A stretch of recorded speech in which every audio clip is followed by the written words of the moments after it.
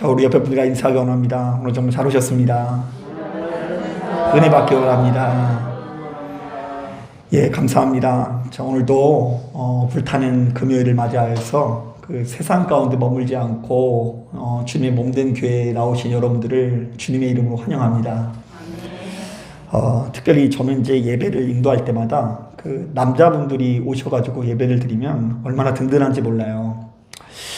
특히 이제 우리 교회 남자분들은 다들 이제 그러실 수는 있지만 새벽부터 일정이 시작되는 경우가 많이 있거든요.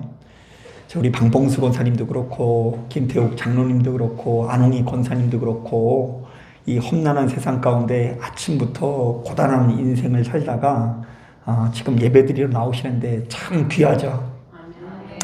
뭐 엄청 피곤하실 거예요. 피곤하고 힘든 와중에 그 나오시는 정성과 수고를 하나님께서 기억하시고 하나님께서 만배의 복을 베풀어 주시사 시간이 흐르면 흐를수록 영생의 기쁨을 누리시게 되시기를 주님의 이름으로 축복합니다. 자, 오늘 우리가 읽은 이 본문을 보면 자, 우리가 예수 믿고 구원받은 것을 아주 독특하게 표현하고 있는데요. 자, 예수께서 우리를 건져내사 흑암의 권세에서 사랑하는 아들의 나라로 옮기셨다라고 기록되어 있습니다. 자, 우리 한번 따라해 볼까요? 흑암의 권세에서 아들의 나라로 옮기셨다. 사실 이때 이 흑암이라는 말은 평상시 우리가 자주 사용하는 말이 아니다 보니까 이 다소 생소하게 느껴질 수도 있는데요. 자, 본래 그 뜻은 깊은 어둠이라는 뜻을 가지고 있지만 이 성경 안에서는 크게 이 세 가지의 의미로 사용되는 경우가 많이 있습니다. 자, 먼저 첫 번째로 이 흑암은 하나님께서 이 세상을 창조하시기 이전의 상태를 의미합니다. 창세기 1장 2절을 보면 이런 말씀이 있죠. 땅이 혼돈하고 공허하며 흑암이 깊음 위에 있고 하나님의 영은 수면 위에 운행하시니라. 자, 들어보신 것 같죠? 자, 그러니까 하나님께서 이 땅에 빛을 창조하기 이전의 세상은 모든 면에서 무질서하고 공허하고 끝없는 어둠만이 가득했다라고 묘사하고 있는데요. 자, 바로 이렇듯 하나님의 손길이 전혀 닿지 않는 끝없는 어둠의 세상을 가리켜 흑암이라고 부르는 것입니다. 자, 그런가 하면 두 번째로 바로 이 흑암은 죽음의 세계 내지는 최후 심판날 사탄이나 악한 자들이 갇히게 될 영원한 형벌의 감옥을 일컫는데요. 자, 오늘날로 따지면 지옥이라는 의미가 있어요. 뭐 더 정확하게 말하면 좀 달라요. 그러니까 이제 고대 사람들은 그 죄를 지으면 감옥에 갇혀 있다가 그 감옥에서 재판을 받고 천국 내지는 지옥에 간다라고 생각을 했거든요. 자, 그래서 이제 악인들이 가는 심판의 장소가 어디예요? 흑암이라는 일단 감옥이에요. 자, 그런데 어쨌든 우리들은 그것을 거의 뭐 지옥이라는 의미로 설명할 수 있는데요. 자, 그러니까 우리가 주님의 뜻을 거슬려서 악한 행동을 가면 빛의 세계인 천국에 들어가지 못하고 끝없는 어둠에 빠지게 된다라는 의미죠. 자, 마지막 세 번째로는 이 흑암은요. 자, 많은 믿음의 선진들이 끝없는 절망이라는 의미로 사용을 하고 있습니다. 특히 이 시편에 나와 있는 흑암은 끝없는 절망이라는 의미가 있는데요. 여러분, 사람이 살다 보면 때때로 엄청난 시련과 고난이 연거푸 찾아올 때가 있죠. 내가 가뜩이나 경제적으로 어려워 죽겠는데 집안에 갑자기 큰 사고가 나기도 하고요. 자, 갑자기 건강에 큰 이상이 생겼다라는 소식을 이제 듣게 됩니다. 자, 이때 우리들은 사방을 둘러보아도 희망이라고는 하나도 없고 자, 그야말로 끝없는 절망 가운데 있는 것처럼 느껴질 수 있는데요. 자, 성경은 바로 그런 상황을 가리켜 흑암이라고 부르곤 합니다. 자, 그러니까 여기까지의 내용을 요약해 보자면 자, 흑암이라는 것은 성경 안에서 그다지 좋은 의미가 아닌데요. 자, 먼저 첫 번째로는 창조 이전에 하나님의 손길이 닿지 않는 무질서한 세상. 자, 두 번째로는 악한 자들이 갇히게 될 영원한 감옥, 곧 지옥을 의미한다라고 해석할 수 있고요. 자, 마지막 세 번째로는 희망이라고는 하나도 없는 끝없는 절망의 상태를 가리켜 흑암이라고 일컫는 것입니다. 자, 그런데요, 사도 바울은 흑암에게도 권세가 있다라고 증언합니다. 자, 본문에 나오는 흑암을 무질서로 해석을 하든 지옥으로 해석을 하든 끝없는 절망으로 해석을 하든 흑암에게도 권세가 있어서 이 세상을 살아가는 우리 모두를 다스리고 지배하면서 크게 영향력을 행사하고 있다는 것입니다. 자, 한번 따라해 볼까요? 흑암에게도 권세가 있다. 실제로 우리가 성경을 묵상하다 보면 이와 비슷한 표현이 정말 많이 담겨 있다는 걸 알 수 있는데요. 자, 로마서 5장을 보니까 죄가 사망 안에서 왕노릇한다라고 되어져 있고요. 갈라디아서 4장을 보니까 자, 우리가 이 세상의 초등학문 아래서 종노릇한다라고 되어져 있고요. 자, 디도서 3장에는요. 우리가 예수 믿기 이전에는 여러 가지 정욕과 허랑방탕함에 종노릇을 하게 된다라고 이야기하는데요. 자, 이 모든 말씀들이 흑암에게도 권세가 있어서 이 땅을 살아가는 우리들을 다스리고 지배하면서 크게 영향력을 행사하고 있다라는 말씀인 것입니다. 사실 이 말씀을 준비하는데 일전에 함께 신앙생활을 하던 청년들의 얼굴이 생각이 났습니다. 자, 제가 몇 번 얘기를 드린 적이 있는 것 같은데요. 자, 제가 서울에서 약 50여 명의 이 청년 공동체를 이끌면서 사역을 한 적이 있는데요. 자, 이때 제가 토요일이나 주일마다 하는 일이요. 대학생 친구들에게 전화해서 잔소리하는 일이었습니다. 자, 토요일만 되면 어떤 잔소리 하냐면, 야, 오늘 일찍 자고 내일 꼭 교회에 나와야 된다. 뭐 이런 잔소리를 해요. 이 초등학생이 아니라 무슨 학생이라고요? 오히려 초등학생들은요, 여러분 안 깨워도 잘 일어나요. 근데 대학생들은 못 일어나니까 토요일날 한 바퀴를 싹 돌아요. 야, 내일 일찍 자고 오늘 일찍 자고 내일 빨리 나와야 한다. 자, 그리고 주일에는요, 점심만 먹고 나면 이곳저곳에 전화해서 야, 지금 빨리 일어나서 준비해서 교회 나오라고. 뭐 이런 전화를 이렇게 계속 돌렸습니다. 제가 이렇게 몇 년을 했는지 아세요? 4년을 했어요. 애들 대학교 다니는 동안 4년 동안 애들마다 뭐 토요일날 야 빨리 자라, 주일날 빨리 일어나라. 자, 왜냐하면 당시 저희 공동체 예배가 오후 2시에 있었는데요, 많은 청년들이 그때까지 못 일어나더라고요. 아니, 토요일만 되면 얘네들이 왜 이렇게 밤을 새우는지 토요일 내내 밤을 꼬딱 새웠다가 주일 내내 잠을 자느라고 오후 2시에 있는 예배를 나오지 못하는 거예요. 자, 한 번은 그러다가요, 몇 주 빠진 이 청년이 있어서 자취방에 신방을 간 적이 있는데 제가 깜짝 놀랐습니다. 분명히 약속을 하고 갔는데도 불구하고 얘가 정신을 못 차리고 자고 있는데요. 제가 막 문을 두들기니까 문을 열어줘서 막 그냥 헤집으면서 들어가긴 했는데요. 이 방에 제가 거짓말을 안 하고 앉을 자리가 없는 거예요. 확 치우고 앉아야 돼요. 물론 방이 그렇게 넓지는 않아요. 자, 그런데 뭐 얼마나 이 녀석이 개판으로 살아가고 있는지 이 절반은 술병이 이렇게 쌓여져 있고요. 그리고 절반은 막 쓰레기에다가 아주 막 돼지 우리를 만들어가지고 막 사는 꼴이 말이 아닌 겁니다. 자, 그래서 그 돼지 우리 한복판에서 제가 그래도 깨워서 그 아이에게 기도를 해주고요. 자, 데리고 나가서 밥을 먹는데 그 친구가 그런 자기 자신의 모습이 한심했는지 묻지도 않는데 속 얘기를 하더라고요. 자기도 이렇게 살고 싶다, 살기 싫다? 네, 이렇게 살기 싫은데 결심한 것이 좀처럼 지켜지지 않는다고. 그렇게 밤새 술을 마시다가 아침이 되면요, 속이 너무 아파가지고 내가 미쳤지 이렇게 한대요. 그래서 이제부터는 다시는 술을 먹지 않고 성실하게 살겠다. 내가 이제 공부도 열심히 하고 자기 개발에 힘써야 되겠다라고 다짐을 한다고 합니다. 자, 아침에 일어날 때 분명히 그래요. 근데 문제가 뭐냐면요, 해가 항상 떠 있는 게 아니죠. 해가 이제 서서히 조금씩 지면은요, 입에서 뭔가 단 기운이 올라온대요. 저도 막 먹어보진 않아서 몰라요. 입에서 뭔가 막 허전하게 뭐가 막 땡기고 뭔가 이렇게 부족한 듯한 느낌이 입에서 맴돈대요. 자, 그리고요, 이 애들이 조금 이해가 가는 게 고등학교 3학년 때까지 그 지방에서 살다가 서울에 올라왔는데 뭐 꿈꾸던 대학생활 이런 게 어디 있습니까? 그 서울에서 막 좀 힘든 거예요. 그리고 외롭죠. 자, 왠지 적적하고 쓸쓸하던 참이었는데 때마침 친구들에게 전화가 오면 그 친구를 만나러 갈까요? 안 만나러 갈까요? 네, 만나러 갑니다. 자, 그런데 얘네들도 나갈 때는 아주 단단히 결심을 합니다. 야, 오늘 내가 꼭 몇 잔만 마셔야 되겠다. 한 잔만 마시고 들어가겠다. 한 잔만 먹고 오늘은 일찍 집에 들어가서 내일 교회를 나가야 되겠다.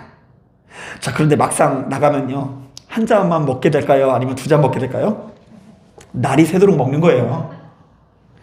자, 그리고 다음날 아침이 되면 또 후회스러운 아침을 맞이한다고 합니다. 야, 내가 미쳤지. 이제부터 내가 다시는 술을 먹지 않고 성실해야 되겠다. 내가 공부도 열심히 하고 자기 개발에 힘써야 되겠다. 이렇게 생각을 하다가 다음날 또 그 저녁이 되면 또 입에서 뭐가 또 알딸딸하고 전화가 오고 나가고 이러면서 그런 어떤 노예된 생활을 반복한다라는 고백을 들은 적이 있어요. 자, 저는 그 청년의 이런 모습을 보면서 흑암에도 권세가 있고 정욕과 방탕함에도 권세가 있어서 우리들을 다스리고 지배한다는 것이 무엇인지를 어느 정도는 실감할 수 있을 것 같습니다. 우리 한번 따라해 볼까요? 내 인생이라고 해서 내 맘대로 살 수 있는 것만은 아니다. 자, 여러분들은 여러분들의 마음을 잘 통제하고 계십니까? 혹은 여러분들의 입술을 잘 통제하고 계십니까? 제가 그 재밌는 이야기를 해드리자면 제가 과거에 이제 80대 이상의 그 어르신들의 속회를 인도를 한 적이 있는데요. 그 80대 이상의 어르신들이 모여서 맨날 뭐 하는 줄 아세요? 첫째, 손자, 손녀 자랑. 그리고 막 그렇게 서로 자랑하다가 막 싸움이 나요. 옆에서 막 자랑하는데 막 옆에 있는 사람이 서울대 갔다 그러면 서울대 못 간 할머니가 왠지 이렇게 좀 막 화가 나서 골이 나가지고 막 삐져 있어요. 그러다 막 싸움이 나요. 자, 그런데 이제 그런 것은 싸우는데요. 모두가 한마음 한뜻으로 나누는 주제가 하나 있는데 며느리 휴기입니다. 며느리 앞에서는 얘기를 못해. 며느리 앞에서는 얘기를 못하고 본인들끼리 와가지고 교회 와서 예배 때 엄청 은혜 받고 며느리 욕하고 다시 돌아가는 맛에 교회 나오는 거예요. 자, 그런데 그 80 정도 되셨으면 얼마나 인생을 오래 사셨습니까?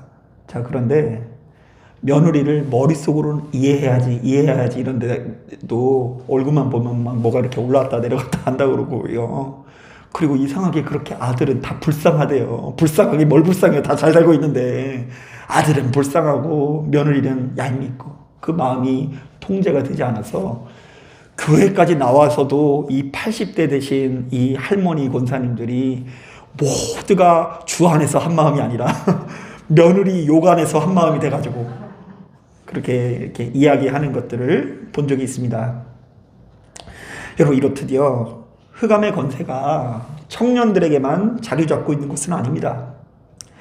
자, 이 시대를 살아가는 우리 모두에게 흑암의 권세가 영향력을 미치고 있는데요. 자, 누군가는 매번 내 의도와는 상관없이 가는 곳곳마다 사랑과 불화해서 괴로움을 겪고요.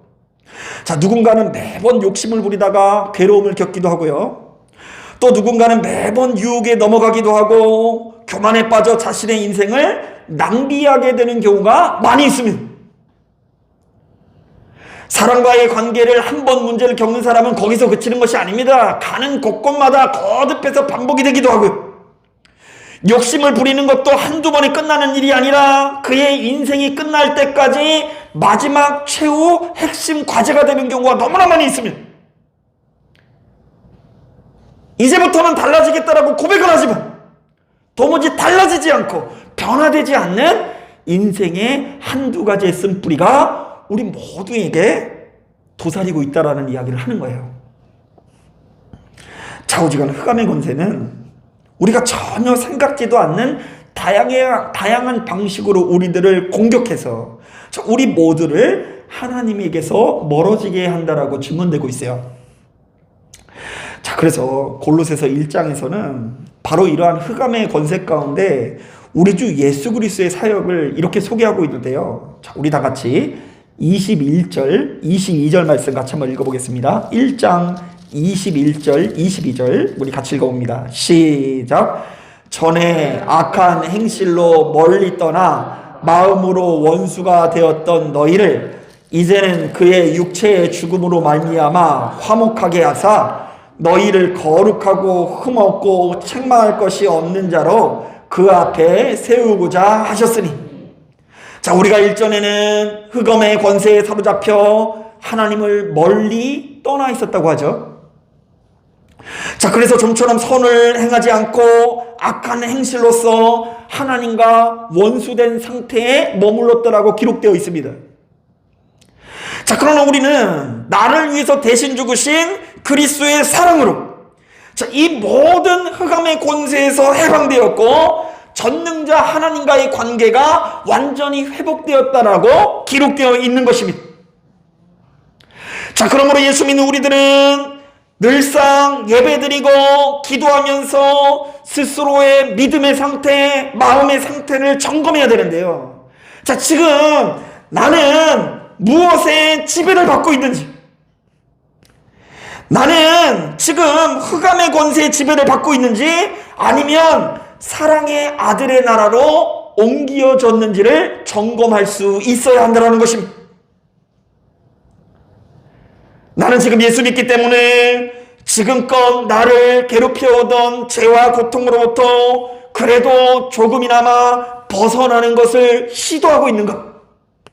아니면 그 죄에서 벗어날 생각조차도 못하고 정복당한 상태로, 지배당한 상태로 그 죄와 고통 안에 머물러 있는 삶을 살고 있는지를 부단히 점검해 보는 것이 진짜 영성생활이라고 기록되어 있는 것입니다. 사실 오늘 우리가 읽은 이 골로새서는요, 사도 바울이 로마 감옥에 갇혀 있을 때 골로새 교인들에게 쓴 편지거든요. 자, 지금 바울이 어디 있다고요? 감옥에 있어요. 감옥에 있는데 교인들한테 무리를 하면서 편지를 쓴 거예요. 자, 바울이 왜 이렇게 무리를 하면서 골로새 교회에 편지를 썼느냐? 자, 아주 간단합니다. 자, 골로새 교회에 거짓 교사들이 나타났다는 소식이 들려왔기 때문입니다. 자, 그러나 여러분, 예나 지금이나 바로 이 거짓 교사들이 얼마나 말을 잘하는지 모릅니다. 자, 아주 교묘한 말솜씨와 연기를 통해서 이 교인들을 미혹하는데요. 자, 골로새서에 나와 있는 거짓 교사의 예가 몇 가지가 있는데, 자, 누군가는 세상의 철학과 복음을 기가 막히게 접목시켜서 말씀을 전해요. 자, 그래서 어떻게 들어보면 철학 같기도 하고 어떻게 들으면 복음 같기도 한데, 하여튼 뭔가 짬뽕으로 전하는 거짓 교사 이야기가 나오고요. 또 누군가는 우리가 예수를 믿어도 할례를 행해야 된다 그러고 금욕 생활을 철저히 해야 된다고 주장합니다. 인도에 있는 한 선교사 분이 사역을 하면서 고생을 했던 이야기를 나눈 적이 있는데요. 자기가 인도에서 막 복음을 전했는데 힌두교 어떤 술사가 깨어진 유리 위를 걷더랍니다. 신의 이름으로. 자, 그럼 여러분, 둘 중에 누가 더 믿음이 있어 보여요? 한 사람은 예수 믿으세요 이렇게 이야기하고요. 한 사람은요, 유리 위를 걸어요. 그럼 누가 더 매력적으로 보여요? 유리 위를 걷는 사람이 더 매력적이잖아요. 그러니까 이 사람 때문에 자기가 도무지 사역하는 재미가 안 난다라는 이야기를 들은 적이 있거든요. 아마 골로새서에 거짓 교사들이 그런 종류의 사람이었나 봐요. 금욕생활, 극단적인 금욕생활로 금욕생활을 하지 않는 사람들을 정죄하고 핍박하는 그런 모습이 있었던 것 같아요. 자, 심지어 우리가 예수 믿는 것만으로 충분하지 않고 우리 예수님과 우리 사이에 활동하고 있는 천사들을 철저히 숭배해야 된다고 가르치는 거짓 교사가 등장했습니다. 자, 그래서 바울은 바로 이렇듯 거짓 교사들이 판을 치는 골로새 교회에게 편지를 쓰는데요.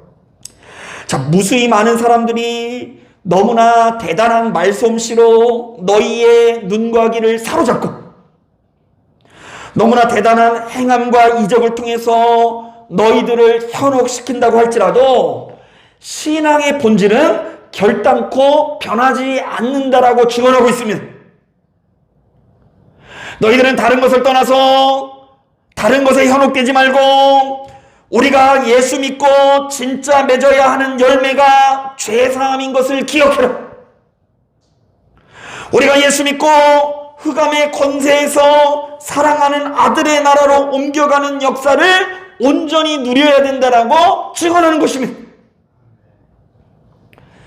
여러분, 우리가 매일같이 예배드리고 기도하다 보면 이 모든 행위들이 너무나 재미없게 느껴질 수 있습니다.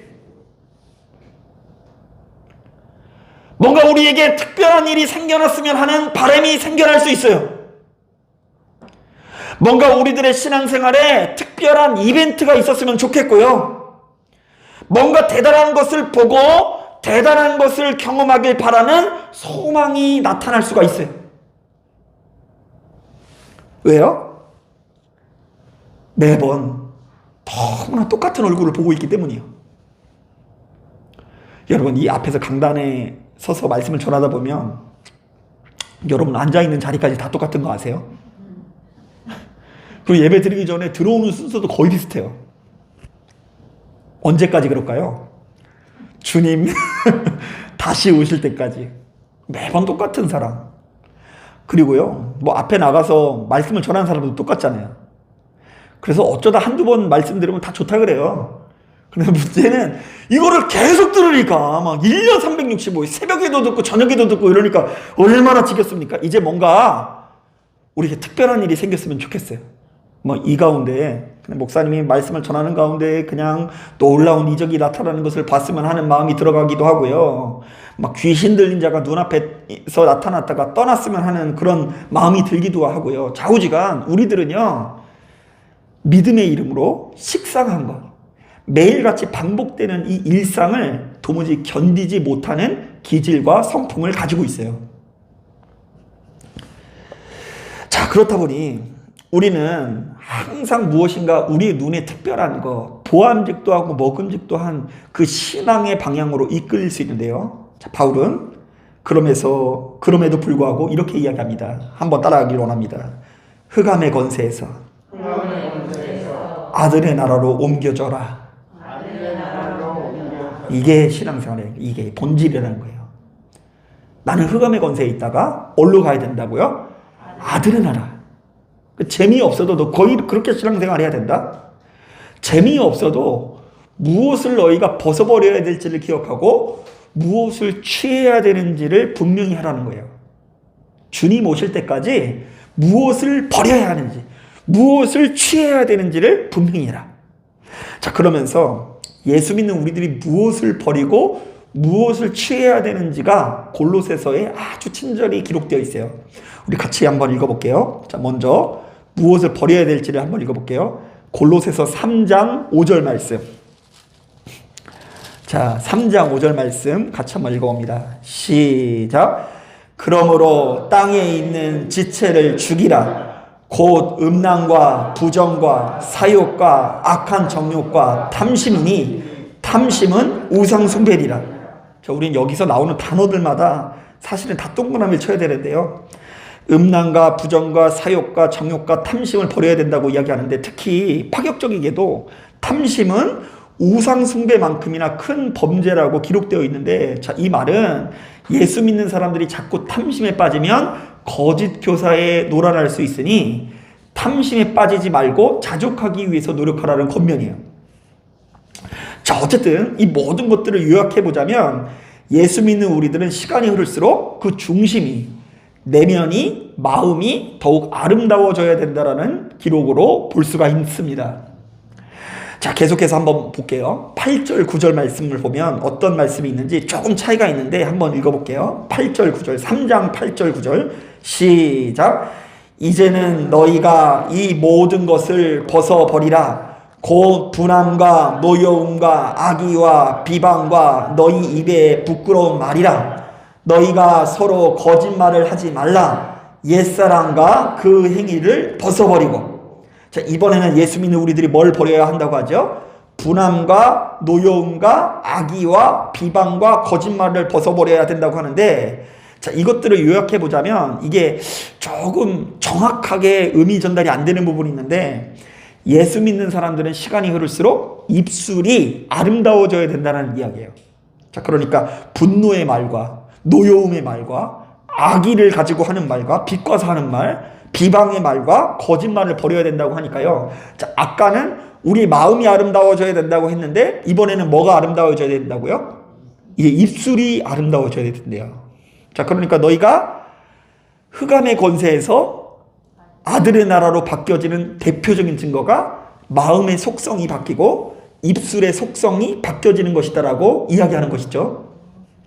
자, 그런가 하면 이와 정반대로 예수 믿는 우리들이 무엇을 취해야 되는지를 계속해서 소개하고 있는데요. 3장 14절부터 15절 말씀 같이 한번 읽어보겠습니다. 3장 14절 15절 시작. 이 모든 것 위에 사랑을 더하라. 이는 온전하게 매는 띠니라. 그리스도의 평강이 너희 마음을 주장하게 하라. 너희는 평강을 위하여 한 몸으로 부르심을 받았나니 너희는 또한 감사하는 자가 되라. 자, 이번에는 여기서 나오는 단어들마다 예수 믿는 우리들이 이 취해야 하는 것들임을 깨닫는데요. 자, 예수 믿는 우리들은 사랑과 평강을 더하고 감사하는 마음을 가져야 된다고 이야기합니다. 자, 그러니까 이것도 요약해보자면 우리가 시간이 지나면 지날수록 그 중심이, 내면이, 마음이 아름다워져야 한다는 것입니다. 자, 계속해서 읽어볼게요. 3장 16절 17절 같이 한번 천천히 읽어볼게요. 시작. 그리스도의 말씀이 너희 속에 풍성히 거하여 모든 지혜로 피차 가르치며 권면하고 시와 찬송과 신령한 노래를 부르며 감사하는 마음으로 하나님을 찬양하고 또 무엇을 하든지 말에나 일에나 다 주 예수의 이름으로 하고 그를 힘입어 하나님 아버지께 감사하라. 자, 이번에는 예수 믿는 우리들이 무엇을 해야 된다고 하죠? 자, 우리들은 시와 찬송과 신령한 노래를 하고, 자, 무슨 말을 하든지 누구의 이름으로 해야 된다? 예수의 이름으로 해야 된다. 자, 이것도 요약해보자면 예수 믿는 사람들은 시간이 흐를수록 그 입술이 어떻게 해야 된다고요? 아름다워져야 된다는 이야기가 반복해서 담겨져 있는 거예요. 자, 그렇다고 한다면 여러분, 이 각박하고 험난한 세상 가운데 우리가 스스로의 믿음 생활을 분별하고 점검해 보는 것이 그다지 어렵지 않을 것 같다는 생각이 듭니다. 가끔씩 목회하다 보면 이 몇몇 분들이 와가지고 그렇게 물을 때가 있어요. 목사님이 보셨을 때 제가 제대로 신앙생활을 하고 있는 것 같나요? 자, 그럼 제가 뭐라고 답해야 될까요? 못한다고 하면 또 좀 속상할 것 같지 않나요? 뭐 잘하고 있다고도 좀 이야기하기도 좀 어렵고. 그리고 또 어떤 분들은요, 목사님, 제가 지금 하고 있는 방언이 진짜 방언인지 아닌지를 좀 점검해 주세요. 그럼 되게 당황스러워요. 그럼 어떻게 기도를 해야 될지. 이렇게 기도를 해봐서 하나님, 지금 들리는 이 방언이 진짜 방언입니까? 아닙니까? 좀 그런 부분은 진짜 어려울 부분이 있어요. 자, 그런데 여러분, 그 신령한 그 목사님의 의견을 참조하는 것도 좋지만요, 진짜 자신의 믿음을 분별할 수 있는 것은 사실은 누구예요? 나 자신입니다. 내가 지금 신앙생활을 제대로 하고 있는지 아닌지를 알 수 있는데요. 자, 우리가 바르게 신앙생활을 하고 있다면 신앙생활을 통해 그 무엇보다 마음의 속성이 변하는 것을 경험해야 되고요. 우리들의 말의 속성이 달라지는 경험을 해야 되는 것입니다. 자, 그래서 일단 하나님의 백성으로서 어울리지 않는 악한 마음과 말을 버리는 법을 배우는 것이고요. 하나님의 백성에 어울리는 선한 마음과 말을 취하는 것이 우리에게 허락되어져 있는 복음의 진리인 것입니다. 여러분, 저도 부끄럽게도 목회를 하는 중에 제 자신이 수시로 강단에 올라서 말씀을 전하나 내 마음과 말이 하나님의 백성으로서 거룩하지 못하다는 것을 발견하고 진짜 한동안 너무나 힘든 시간을 보낸 적이 있어요. 그냥 제가 생각했을 때 이제 가장 큰 기적의 경험이 그거예요. 보통 회개하라 그러면 그 순간에 회개를 하지만 지속적으로 회개를 안 하잖아요. 그런데 저를 목회하는 중에 한 1년 이상 눈만 감으면 내가 지금껏 살아오면서 저질렀던 여러 가지 위선이 생각나고 하나님 앞에 이 자격이 없다라는 생각이 들어서 입만 열면 진짜 하나님 앞에 막 눈물이 나가지고 이 견디기 어려운 이 고통의 때를 보낸 적이 있어요. 나는 그동안 너무 교만해서 그리스도의 사랑을 조금도 맺지 못하고 타인을 판단하고 정죄하는 삶을 살았구나. 내가 이끌고 있는 그 모임 조금 몇몇 사람 더 오고 부흥했다라는 이유로 어깨에 힘이 들어갔구나. 나는 겉으로는 예수를 믿는 듯하나 사람에게 인정받는 것을 가장 크게 여기고 이 세상에서 성공하고 출세하려는 야망으로 목회했다라는 생각 때문에 너무나 부끄러우세요. 그냥 툭하면 지구멍이라도 있으면 숨고 싶은 마음 때문에 진짜 한동안 얼마나 힘이 든지 모릅니다. 그런데요, 계속해서 그것을 회개하고 죽겠다고 하나님 앞에 고백을 하다 보니까 그래도 제 마음의 태도가 조금은 달라지는 경험을 하게 됐어요. 이전에 냉정하게 바라보면 예전에는 내 잘난 맛에 신앙생활을 했거든요. 내가 대단하다는 자부심으로 사역하느라고 힘든 부분이 있었어요. 여러분, 앞에서 말씀을 전할 때도요, 은혜 있는 사람이 말씀을 더 열심히 준비할 것 같아요? 자부심 있는 사람이 더 열심히 준비할 것 같아요? 헷갈리죠? 의외로요, 은혜 있는 사람보다 자부심 있는 사람이 더 열심히 준비해요. 왜 그런 줄 아세요? 앞에 올라가서 잘못 전했다가는 사람들에게 망신당하는 게 두렵잖아요. 그러니까 망신 안 당하려고 열심히 하는 것을 가리켜 내가 지금 사역을 열심히 하는 사람이다 이렇게 오해할 수 있는 거예요. 그런데 제가 그랬다니까요. 앞에 나가서 내가 뭔가 특별하다라는 것을 우리 성도님들에게 보여줘야 되겠다. 오늘 말씀을 통해서 예배 시간에 히트 좀 한번 쳐야 되겠다. 이 히트는 어떤 의미냐면요, 여러분 그 유명한 가수들 순위 나오죠. 가요 톱10. 우리가 유리가 봤을 때는 가요 톱10이라는 얘기 하는 거 보면서 되게 옛날 사람이라 그럴 거예요, 저한테. 요즘에 음악 프로를 제가 안 봐가지고 요즘 프로는 어떤 건지 모르겠는데 그 음악 순서 있으면은 한 번에 빵 트면은 히트 쳤다 그러죠. 말씀을 통해서 누리는 거, 바라는 것이 그 유행과 히트 치듯 말씀을 통해서 사람들에게 인기 끌려고 하는 생각이 가득했다니까요. 그렇다 보니까 열심히 준비해서 강단에 서서 말씀을 전하기도 하고요. 말씀을 전한 이후에 그냥 뭔가 좀 잘 되면 어찌나 좋은지 사람들을 웃기기도 하고 그냥 누군가가 막 눈물 흘리면서 막 은혜 받았다 그러면요, 내가 막 너무 대단하다는 생각에 도취돼서 집에 가면요 한숨 자야 돼요. 왜 그런 줄 아세요? 남들에게 인정받기 위해서 애를 쓰다 보니까 너무 피곤한 거예요. 그래서 집에서는 누워있고 나와서는 바울 같고, 이 불균형한 거죠, 삶이. 이제 앞에 나가서 다른 사람들에게 인정받으려고 막 하다가 피곤해지고, 그리고 집에 가면 누워만 있고 하나도 말씀대로 못 살아가고. 그런데 이제는 막 조금씩 욕심이 좀 많이 빠지는 기분이에요. 욕심도 별로 없고요. 그리고 과거에 또 경험임도 중요한 게 뭐냐면, 저랑 함께 신앙생활 하던 그 오랜 동료들이 있었을 거 아닙니까? 그 중에 끝까지 신앙생활을 하는 애들이 별로 없어요. 3년간 토요일날 전화해가지고 야 뭐하냐 이렇게 하기도 하고, 주일날 야 빨리 교회 나와라 이렇게 했는데 교회 지금도 안 나간다니까요. 그러니까 제가 참 별거 아니라는 것을 느껴요. 결국 하나님께서 보내주신 분이 정착을 하기도 하는 거고요. 제가 언제까지 목회를 하냐, 하나님께서 있으라고 할 때까지 한다라는 걸 전 너무 잘 알고 있어요. 그래서 막 욕심도 없어요. 하나님께서 하라고 하실 때까지만 하면 되죠. 괜히 커질 생각을 하니까 우리가 자꾸 마음이 이렇게 어려움을 겪는 것입니다. 훨씬 더 편안해지는 것을 느끼게 되고요. 내 마음가짐이, 말투가 동시에 편안해지는 것을 자주 경험하게 됩니다.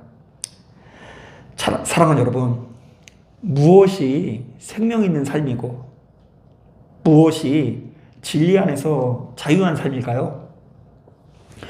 이거 생각보다 어렵지 않고 참 쉬운 문제인데요.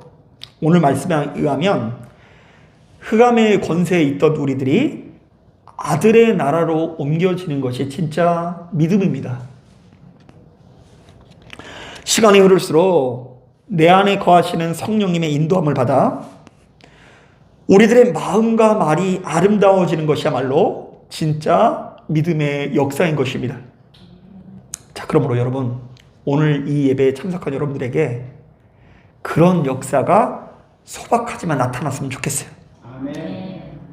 내 마음이, 내 말이 예배를 드리기 전에는 어두웠는데 예배를 드리고 나니까 빛으로 인도함을 받고, 예배를 드리기 전에는 참 상스러웠는데 예배를 드리고 나니 하나님의 은혜로 거룩한 빛이 나오는 경험이 나타나는 거예요. 사랑하는 여러분, 하루속히 바로 이것을 깨닫고 예수 안에서 진정한 생명을 누리시기를 주님의 이름으로 축복합니다. 자, 기도하겠습니다.